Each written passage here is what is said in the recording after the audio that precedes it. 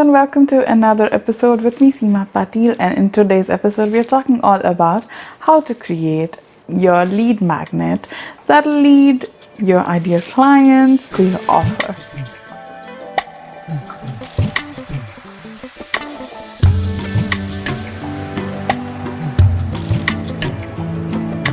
Now, if you just stumbled upon this video and you have no idea what a lead magnet means, then let me explain it to you.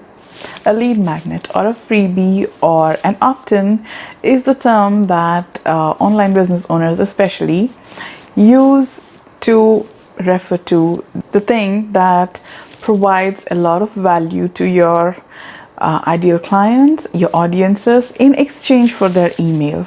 Now, this piece of content can be a course, it can be a mini course, it can be a PDF, it can be a checklist, it can be an audio, or it can be an episode exclusively created for the people who are opting into your email list, or it can be a video where it's not a very lengthy one like a course where you have to break it into modules. However, it still talks about a concept and provides value to your ideal clients. Now, how do you create something like this for your high ticket offer?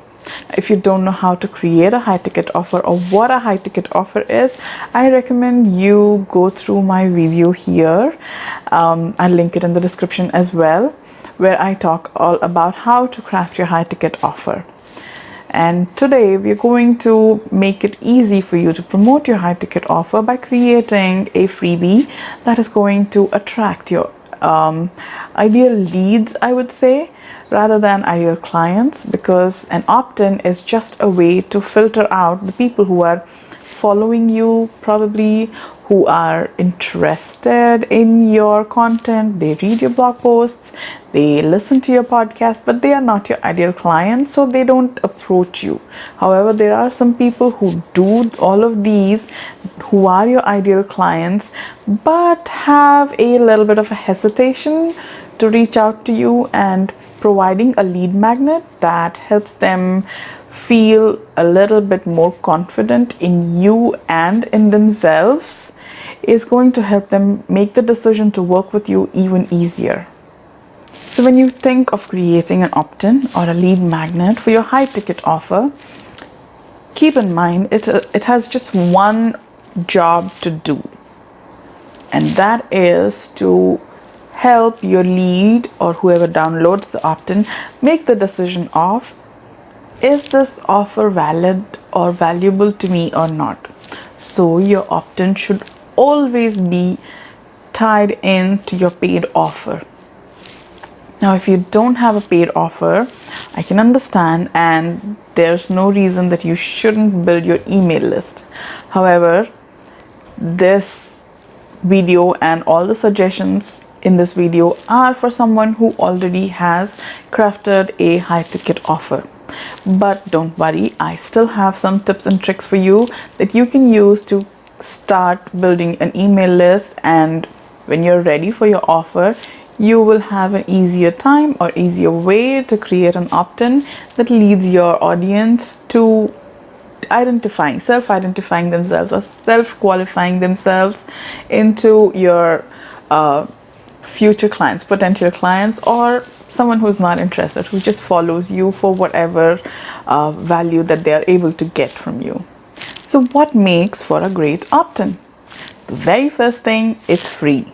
It's never a paid thing. It's something that people are opting in to get value, and that's never an excuse to make it fluffy. I have, in my time as a brand new business owner, downloaded numerous PDFs which kind of were valuable, but didn't really serve me very well. So it said something, but it didn't do all of that it said, or it said it in a specific way, but it delivered in a totally different way. I've even had just one of such paid offer where I think it would have been best to make it free, because the value versus the amount I paid for it, even though it was just $25.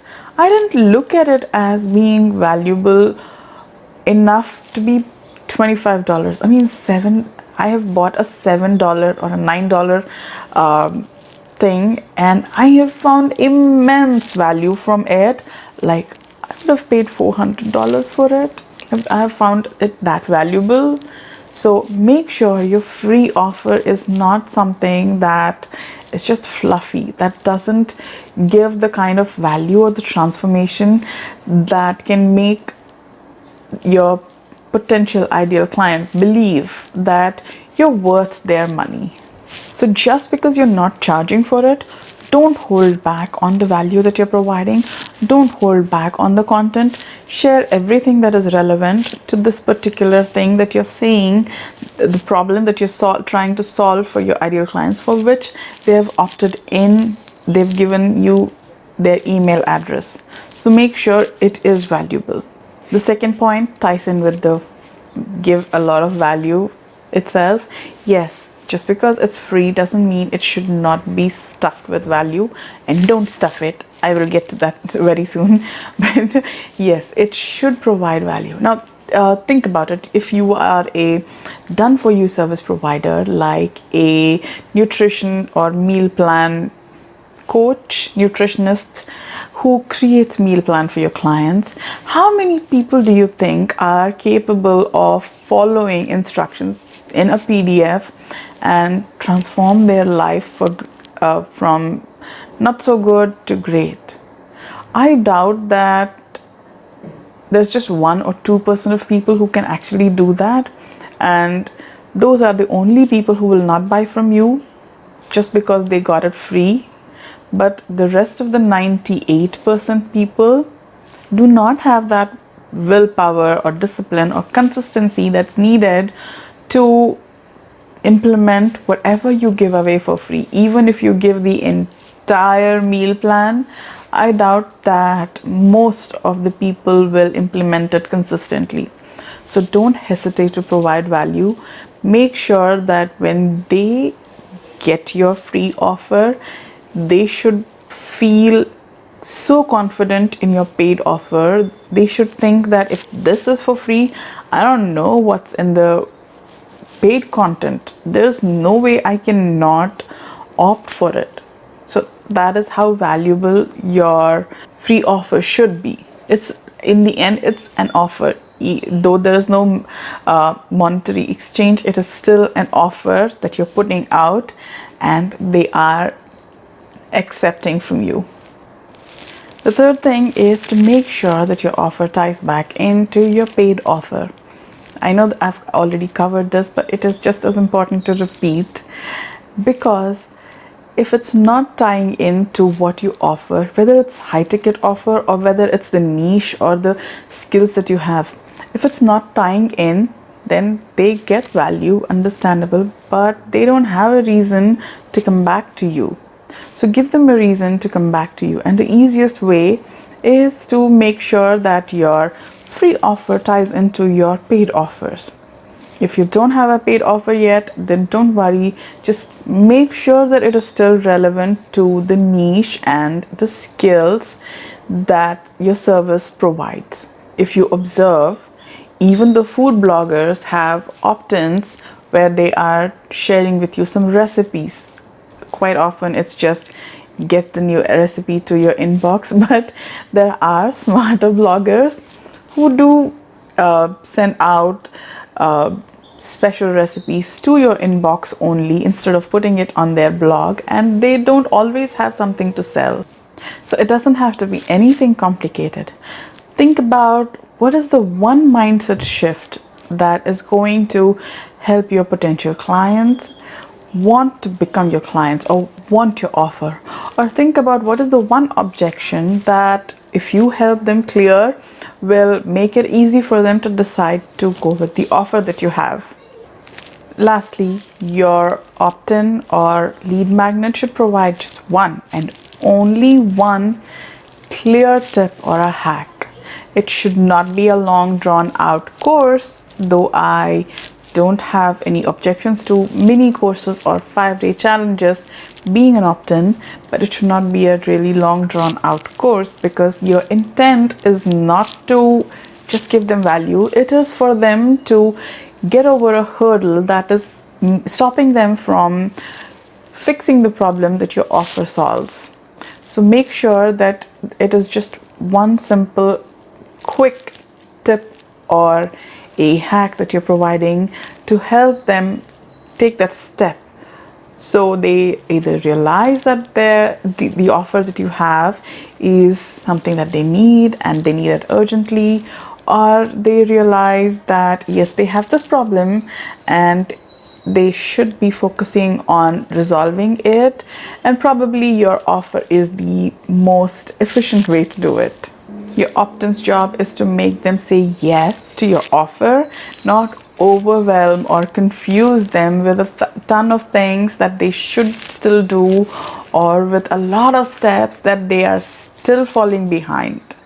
Now, those steps are great for someone who's not your ideal client, and that can stop the tire kickers come to you for discovery calls.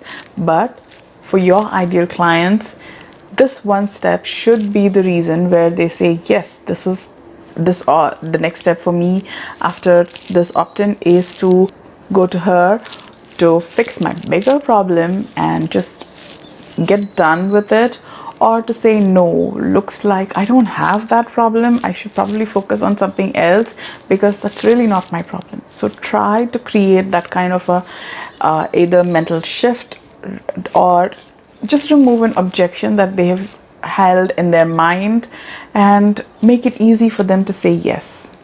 And when you try to pack too many things, it can get overwhelming instead of helping them clear their mind and make a quick, easy yes.